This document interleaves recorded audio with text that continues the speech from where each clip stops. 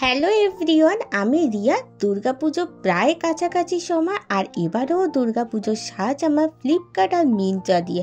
তো ফ্লিপকার্ট থেকে আমি অর্ডার দিয়ে ফেলেছিলাম এই শর্ট কুর্তিটা, আর এর সঙ্গে ম্যাচ করে পরার জন্য অর্ডার দিয়েছিলাম এই জিন্সটা। প্রথমেই আসি জিন্সের কথায়। জিন্সটা আমি মিন্ত্রা দিয়ে অর্ডার দিয়ে ফেলেছিলাম। জিন্সটা খুব সুন্দর ছিল, আর তার সঙ্গে যে কালারটা ছিল অসাধারণ, কারণ আমার কাছে জিন্সের প্রত্যেকটা ডিপ কালারের আছে। তাই এবারে ভাবলাম পুজোয় আমি একটা হালকা স্কাই ব্লু কালারের একটা জিন্স অর্ডার দিই। জিন্সটা স্ট্রেচেবেলও ছিল, আর আমি অর্ডার দিয়েছিলাম বুটকাট জিন্স।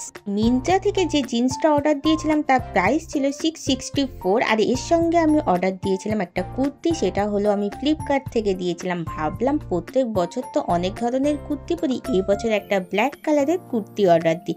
মা তো একদমই পছন্দ করে না আমি ব্ল্যাক কালারের কোনো জিনিস অর্ডার দিই, কিন্তু এবছর যখন মাকে এই ব্ল্যাক কালারের কুর্তিটা দেখালাম, মা বলল খুব সুন্দর দেখতে। তার সঙ্গে নিচে যে ডিজাইনটা করা ছিল সেটা ছিল অসাধারণ। এই কুর্তির কাপড়টা ছিল রিয়ন কাপড়ের, আর প্রাইস ছিল খুব কম 279। তাহলে দুর্গাপুজোর সাজে দেরি কেন?